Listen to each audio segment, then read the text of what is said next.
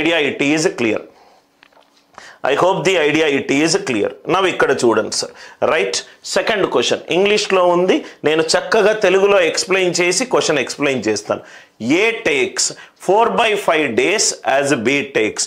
ఏ అనేవాడు బి చేసిన పని బి కంటే కూడా రైట్ 4/5 రోజులు. అంటే ఏ కనుక ఏ అండ్ బి ఇద్దరు పనిచేస్తున్నారు.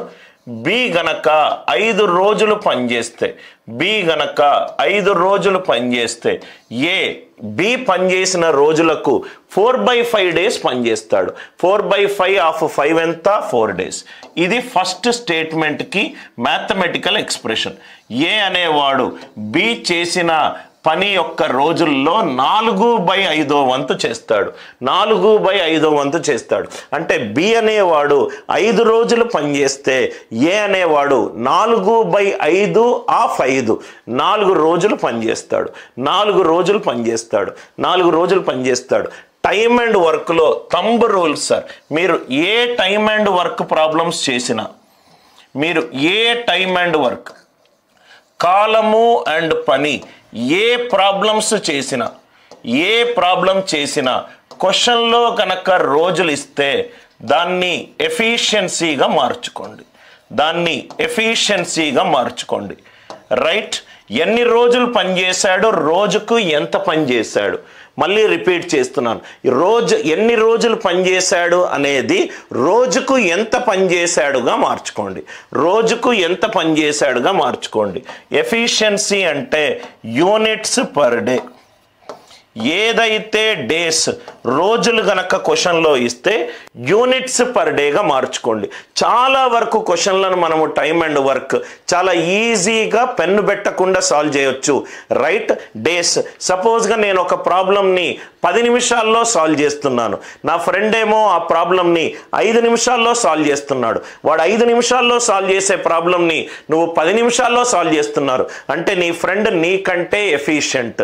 ఎక్కువసేపు కనుక నువ్వు తీసుకుంటే యు ఆర్ లెస్ ఎఫిషియెంట్. అంటే డేస్ అండ్ ఎఫిషియన్సీ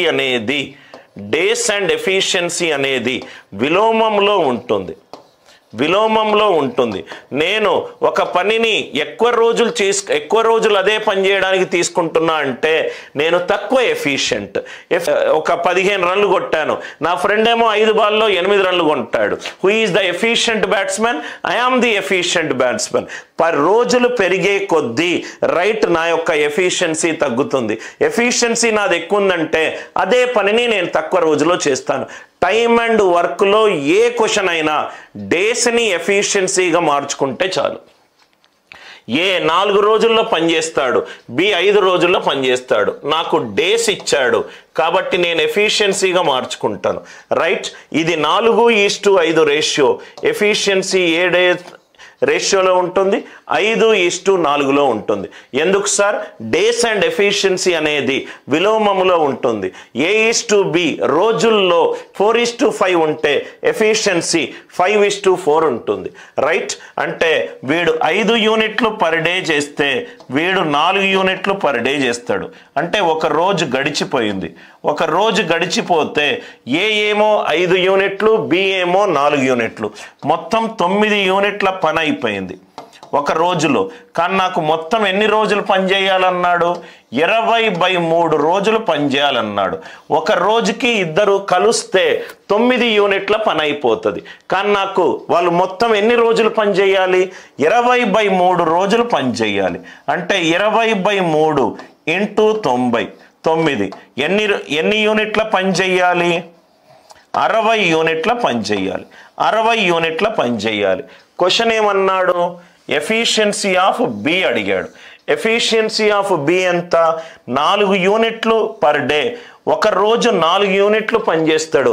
60 యూనిట్లు అంటే ఎన్ని రోజులు ఎంత ఎఫిషియన్సీ ఉన్నది? 15 ఎఫిషియన్సీ ఉన్నది. అదే పర్సంటేజ్ కాబట్టి 100/15. 100/15 ఎంత? 6/2/3%. చాలా ఈజీ క్వశ్చన్, ఏది పెన్ను పెట్టకుండా చాలా ఈజీగా ఆన్సర్ వస్తుంది. ఏ అనేవాడు బి చేసిన పని రోజుల్లో 4/5 వంతు చేస్తాడు. అంటే బి 5 రోజుల్లో పని చేస్తే ఏ అనేవాడు 4/5 × 5 4 రోజుల్లోనే పనిచేస్తాడు. ఏ 4 రోజుల్లో పనిచేస్తే బి 5 రోజుల్లో పనిచేస్తాడు. Days and efficiency, right? ఈ ఎఫిషియన్సీ అంటే యూనిట్స్ పర్ డే, అది విలోమంలో ఉంటుంది. ఎందుకు సార్ విలోమంలో ఉంటుంది? పని ఎక్కువ రోజులు తీసుకున్నానంటే నేను లెస్ ఎఫిషియంట్. ఇది 4:5 కాబట్టి నాకు ఆన్సర్ ఏమొస్తుంది? 5:4. ఇది 5:4. ఒక రోజులో ఏ 5 యూనిట్లు పనిచేస్తే బి 4 యూనిట్లు పనిచేస్తాడు. అంటే ఒక రోజు గడిచిన తర్వాత ఇద్దరూ కలిసి 9 యూనిట్ల పనిచేస్తారు. కానీ నాకు మొత్తం ఎన్ని రోజులు పనిచేయాలి? 20/3 రోజులు పనిచేయాలి. 20/3 × 9 అంటే మొత్తం 60 యూనిట్ల పని కావాలి. 60 యూనిట్ల పని కావాలి. 4 యూనిట్స్ బై 60. 4/60 ఎంత? 1/15. 6 2/3. 6 2/3 అంటే 20/3. పర్సంటేజ్ అంటే 1/100. 1/15. ఇక్కడ వీడి ఎఫిషియన్సీ ఎంత? 4 యూనిట్స్ పర్ డే. నాకు కావాల్సింది ఎంత? 60. వీడేమో 4 మొత్తం ఎంత చేస్తాడు? 60. 4/60.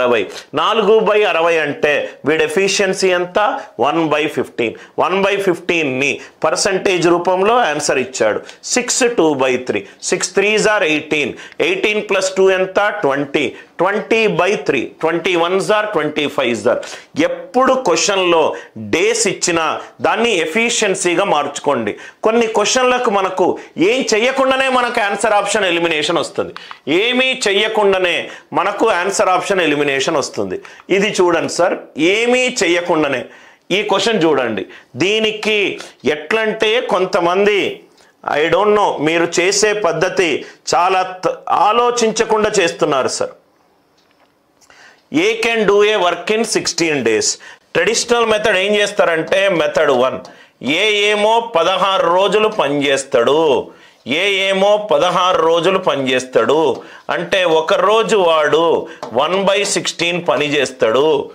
సి తోటి కలిసి 6 days పనిచేశాడు అంటే 6/16 పనిచేస్తారు. అంటే వాడు 3/8 పనిచేస్తాడు. కాబట్టి వాడికి 3/8 ఆఫ్ టోటల్ ఇన్కమ్ 150 రూపాయలు రావాలి. ఇది మీరు చేసే పద్ధతి. ఇది మీరు చేసే పద్ధతి. అసలు మీరు బేసిక్ లాజిక్ని మిస్ అవుతున్నారు కాబట్టి మీరు ఇలా చేస్తున్నారు సార్. అనేవాడు 16 రోజులు పనిచేస్తాడు. రోజుకి 1/16. సితో కలిసి 6 రోజులు పనిచేస్తున్నాడు. 6 రోజులు పనిచేస్తున్నాడు కాబట్టి 3/8. వాడు 3/8వ వంతు పనిచేస్తున్నాడు కాబట్టి 3/8 450. 3/8 450. ఆన్సర్ ఎంత? 150. ఇది చెయ్యండి. ఎప్పుడు మీరు స్ట్రక్ అయినప్పుడు మీరు బేసిక్ లాజిక్ మిస్ అవుతున్నారు సార్. బేసిక్ ఇది కొంచెం ఆలోచిస్తే ఏమీ చెయ్యకుండానే ఆన్సర్ వస్తుంది సార్.